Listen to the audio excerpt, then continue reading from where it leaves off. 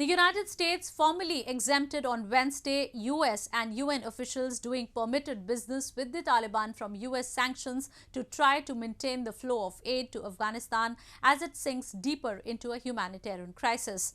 The licenses will enable the US government, international organizations such as the United Nations and non-governmental organizations to operate in the country and offer humanitarian assistance despite sanctions. The United States on Wednesday announced it was issuing special licenses to ensure that some international aid could flow to Afghanistan, where the economy collapsed following the Taliban takeover in August. The Treasury issued 3 general licenses aimed at easing humanitarian aid flows in Afghanistan. 2 of the licenses allow US officials and those of certain international organizations, such as the United Nations, to engage in transactions involving the Taliban or Haqqani network for official business.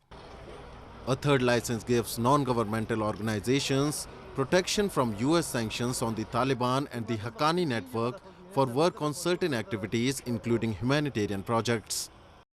US State Secretary Antony Blinken, in his press briefing on Wednesday, said Washington is closely watching the humanitarian situation in Afghanistan and is continuing its humanitarian support for the people of Afghanistan to help them cope with its difficult situation.